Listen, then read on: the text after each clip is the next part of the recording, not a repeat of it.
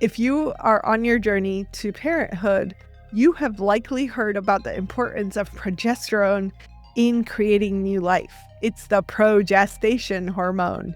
However, I bet you have not heard about the importance of sleep in the context of your fertility hormones, especially progesterone. Hey, I'm Dr. Omatma. I'm a naturopathic fertility specialist for over 15 years. And today I am talking to you about the importance of the fertility-sleep connection, how fixing your fertility can double your progesterone levels from a real-life case study. Before we begin, I want to be transparent. I'm not sharing my personal experience today, but rather the journey of one of my remarkable patients, Amanda, who gave me permission to share her story. What happened when she transformed her sleep habits literally changed the course of her fertility journey. And the science behind it could be game-changing for you too. Amanda came to my practice after 2 years of unexplained infertility. She had regular cycles, normal-looking follicles on ultrasound, and her partner's semen analysis was actually excellent. Yet, month after month, they were not getting pregnant. When we ran comprehensive hormone panels, one thing stood out. Her progesterone levels during her luteal phase were consistently low, measuring around 4.2 ng per ml. Optimal for fertility is well over 10, ideally even over 15 ng per ml. What happened next surprised even me as her practitioner. By implementing the specific sleep protocol I'm about to share with you, Amanda's progesterone levels more than doubled to 11.8 in just 2 cycles. By the 3rd cycle, she was pregnant naturally without any interventions. Let's break down exactly what happened and how you might apply these same principles to your fertility journey. First, let's understand why sleep is so critical for your reproductive hormones. This isn't just about being well rested. There are specific biological mechanisms at work.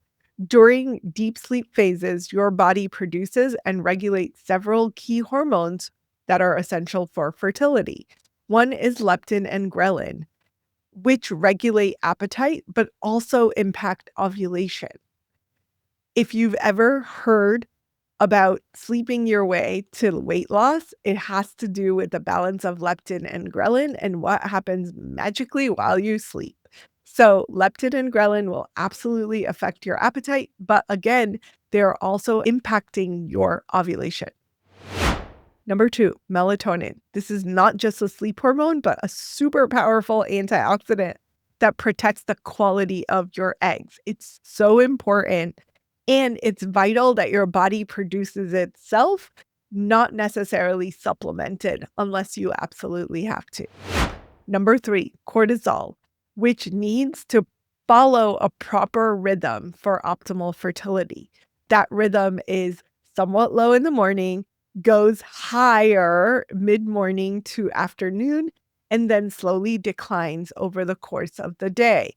If that pattern is not kept, it is not ideal for fertility. Your body is essentially getting a message that it's not safe to get pregnant or stay pregnant. And most importantly for today's discussion, progesterone. Progesterone is called the pregnancy hormone because it maintains the uterine lining and supports early pregnancy. But what many women don't realize is that progesterone production is exquisitely sensitive to sleep disruptions. A groundbreaking study from the University of Chicago found that women who experienced just 2 nights of poor sleep showed an average of 30% reduction in luteal phase progesterone. Think about it. That's just 2 nights of bad sleep reduced this critical fertility hormone by nearly a third. For Amanda, we discovered through detailed sleep tracking that she was averaging just 5.5 hours of fragmented sleep per night. As a busy executive who often worked late and slept with her phone beside her bed, her sleep was not only short, but very poor quality. The constant alerts, blue light exposure at night, and irregular schedule were creating the perfect storm for hormonal disruption. When we began working together, I had Amanda complete a comprehensive sleep assessment that revealed several critical issues. One, irregular sleep schedule. Her bedtime varied by up to 3 hours between weekdays and weekends, creating what scientists call social jet lag. Number two, blue light exposure. She typically worked on her laptop until minutes before attempting sleep and checked her phone throughout the night for important messages. Number three, temperature disruption. Her bedroom was just too warm at 74 degrees Fahrenheit, preventing the core body temperature to drop. That is essential for deep sleep. Number four, stress-related awakening. She consistently woke up between 2 and 3 in the morning, corresponding with cortisol dysregulation. Last but not least, she also had morning light deficiency. She rarely got natural sunlight exposure within the first hour of waking. To objectively measure these patterns, Amanda used a wearable sleep tracker that monitored not just the duration, but the quality of her sleep, how much time she spent in each sleep stage. The results were revealing that she was only getting 42 minutes of deep sleep per night, when the optimal amount for women of reproductive age is 90 to 110 minutes. Even more telling was the correlation we found when overlaying her sleep data with her basal body temperature charts and her hormone test results. The cycles with the poorest sleep quality during the follicular phase showed delayed ovulation, while poor sleep in the luteal phase corresponded with the lowest progesterone readings and shortest luteal phases. This was not a coincidence. It was a clear pattern showing how her sleep was directly impacting her reproductive function. Based on Amanda's assessment, we developed a comprehensive sleep protocol specifically designed to support her hormonal health. Here's exactly what we implemented. First, cycle sync her sleep schedule. Rather than maintaining the same sleep schedule all month, we adjusted her sleep timing according to her menstrual phases. In the follicular phase, she was to go to bed at 10:30, wake up at 6:30. 8 hours of sleep, which supports the natural rising of estrogen needed for proper follicular development. In the ovulatory phase, she was to sleep 10 to 6. Extra sleep during this critical window supports luteinizing hormone surge. And last but not least, in the luteal phase, her sleep was extended by 1 hour to get an extra hour of sleep. This extended sleep window supports maximum progesterone production. The research is clear that women actually need different amounts of sleep during different cycle phases, with the luteal phase requiring the most amount of sleep, usually about an extra hour for optimal hormone balance. Next, we adjusted the temperature in Amanda's bedroom environment to support natural temperature fluctuations that occur during the menstrual cycle. We lowered her bedroom temperature to 65 to 68 and implemented layered bedding that could be adjusted throughout her cycle. We also switched to 100% organic cotton sheets to support natural cooling instead of polyester, which is going to heat up your body temperature when you sleep. A 2019 study from Sleep Research Society found that sleeping in a room that maintains an optimal temperature of 65 to 68 increased deep sleep by up to 40% compared to sleeping in rooms that were at 72 degrees or higher. Next, light exposure has a profound effect on both melatonin production and reproductive hormones. So within the first 30 minutes of waking up, 10 minutes of direct sunlight exposure is essential in the mornings. During the daytime, a regular break to get a little bit of natural light, especially around midday, is very helpful.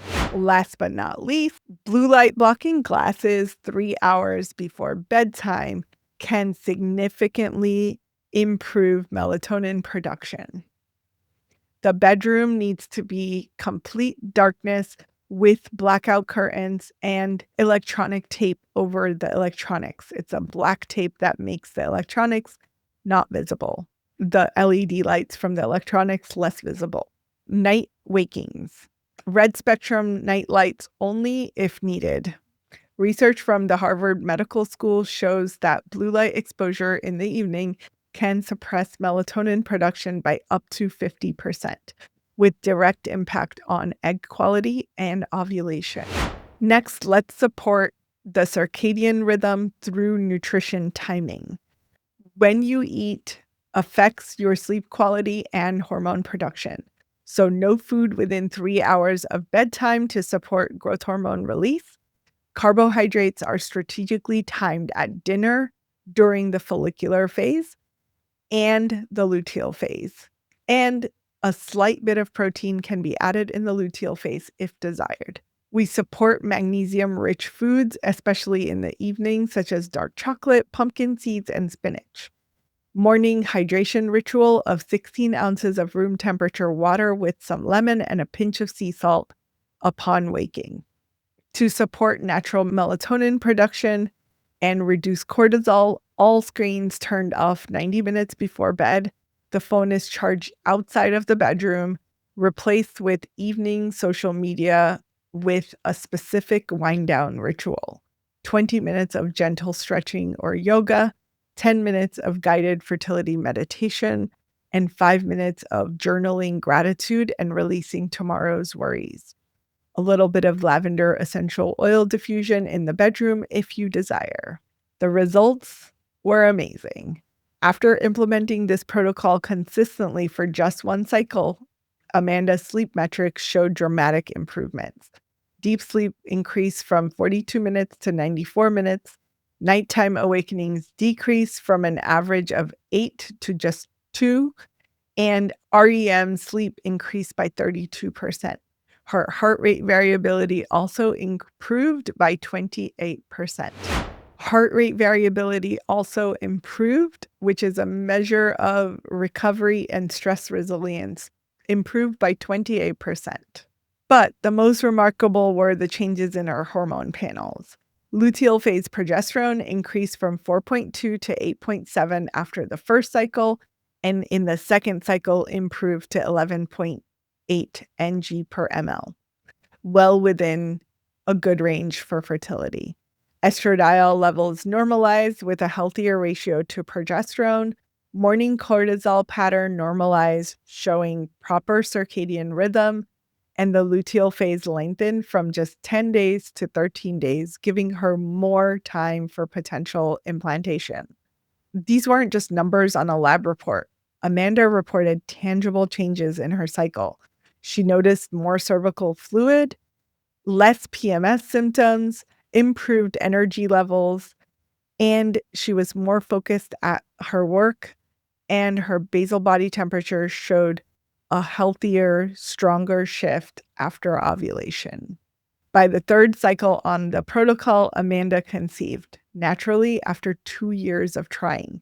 While I can't promise the same timeline for everyone, the physiological improvements we measured were consistent with what research shows happens when sleep quality is optimized. What's particularly noteworthy in these changes that occurred is that without any additional supplements or medications, just by optimizing her sleep environment and habits in alignment with her cycle, showed tremendous improvement on all levels. No, we did not need to supplement progesterone to get her progesterone levels to go up. Now, how can you apply these principles to your own fertility journey? Here's a simplified version of the protocol that you can start implementing tonight. Track your current sleep patterns. You don't have to buy an expensive tracker or an Oura ring. If you have one, feel free to use it, but otherwise you can simply make a note of your bedtime, your wake up time, and how many times you remember waking up each night. Then sync your sleep schedule to your cycle. Remember, more sleep in the luteal phase supports progesterone production. Next, optimize your sleep environment. Make sure to check off the temperature, darkness, sound, white noise if you need it to mask disturbances, and natural fibers to help the bedding breathe and not overheat your body. Number 4, create a digital sunset. Set an alarm for 90 minutes before bed to cue you to turn off all screens. If you absolutely must use devices, make sure to wear blue light blocking glasses and charge your phone outside of your bedroom. Do not put that phone next to your head.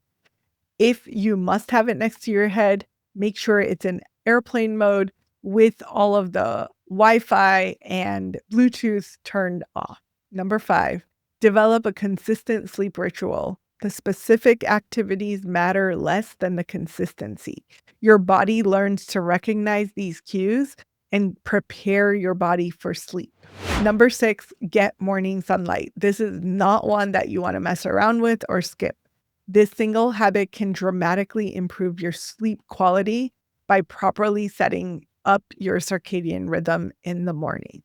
Last but not least, consider testing your hormones. If possible, you can test your cycle day 3 hormones, FSH, LH, and estradiol, and test your progesterone on cycle day 21 or in general 7 to 8 days after ovulation.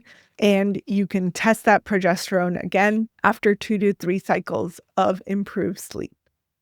Remember, the beauty of focusing on sleep is that it's completely non-invasive, it costs basically nothing, and supports your overall health beyond just fertility. It's often the missing piece for women who have tried everything else. I hope Amanda's story has illustrated just how powerful sleep optimization can be, especially progesterone. While it may not be the only factor in your fertility journey, the research clearly shows that it's one of the most impactful and yet most overlooked. If you found this video useful, please give the video a thumbs up and subscribe for more evidence-based fertility content. In the comments, let me know which aspect of your sleep you struggle with the most and what changes you're going to implement to get fertility success. And for those wanting a deeper dive, I've created a free downloadable PDF called the Ultimate Sleep Guide for Fertility that includes a specific sleep planner, bedroom environment checklist, and so much more. You'll find that link in the description below. Thank you so much for watching, and remember, sometimes the most powerful fertility interventions are the simplest ones that work with your body's natural rhythms rather than against them. Sweet dreams, and I'll see you in the next video.